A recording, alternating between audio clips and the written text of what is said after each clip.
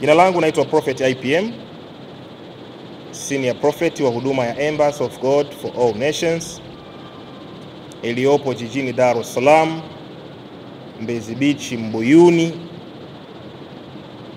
Ninatumika hapa kama Senior Prophet wa huduma hii. Kwenye Qur'ani kuna sehemu moja inasema wala yakhafu kubaha, wala yeye hana majuto katika maamuzi yake. Yani Mwenyezi Mungu akifanya jambo hajutii, yani hana maamuzi katika sasa Mheshimiwa Rais alikuwa makamu wa rais, aliyemchagua awe makamu wa rais hakuwa chizi. Chama chake kikateua na kikakubali na kukuridhia kwamba huyu awe makamu wa rais, hawakuwa wenda wazimu. Waasisi wa nchi hii wote hawakuwa wenda wazimu. Chama chake akikuwa na kiliridhia kwamba huyu awe makamu wa rais, na tunajua mtu akiwa makamu wa rais ni rais mtarajiwa, si ndio? Akiondoka rais, majukumu ya rais yanakuwa nani? Yanakuwa makamu wa rais. Sasa limetokea la kutokea ambalo hatukulitamani wa Tanzania. Kifo kipo, ametangulia hayati John Pombe Magufuli. Mheshimiwa Rais na Amiri Jeshi Mkuu akashika mamlaka ya kuongoza kiti cha urais. Amefanya aliyoweza kuyafanya, mema aliyoyafanya ameyafanya. Kwa hiyo hatuwezi tukasema huyu ni mwanamke hafai na kadhalika.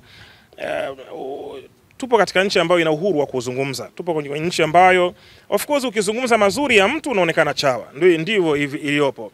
Unatamani ukae katika upande wa kutukana watu ndio uonekane mstarabu. Kwa hiyo mimi nampongeza, kwanza amekuwa, naipongeza nchi ya Tanzania, napongeza raia wa Tanzania kwa kuwa na utulivu, kwa sababu kama kuna wakati ambao tungesema nchi ingia kwenye vurugu ni wakati ule ambapo Mheshimiwa Rais amefariki.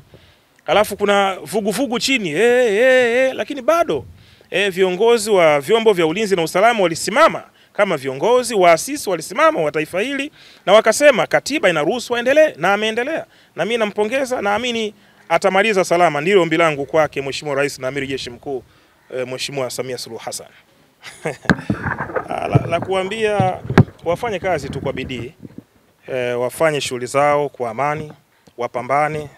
Siasa sio vita, siasa sio kuumizana, siasa ni mtiririko wa maisha ya mwanadamu. Kwa hiyo wana vitu ambavyo wanatamani kuvifikisha kwa jamii, wana maono, wana ndoto ambazo wanatamani kuzitimiza kupitia siasa. Wazifanye, yasiwepo matusi. Unajua Watanzania wana hulka yao, wana tabia zao. Wasipelekee matusi, kuumizana na kadhalika. Wafanye washindane kwa hoja, washindane kwa yale waliotuahidi kama wananchi, kuhakikisha kwamba tunaporudi katika kupiga kura, basi tuende kupiga kura kwa yule ambaye amefanya yale ambayo alituahidi na ameyatekeleza. Ili kuwa mwanafamilia bora wa Global TV, usisahau kusubscribe, like, kushare na kucomment. Baada ya kusubscribe, bonyeza alama ya kengele ili kupata taarifa kwa kila video inayopanda Global TV Online.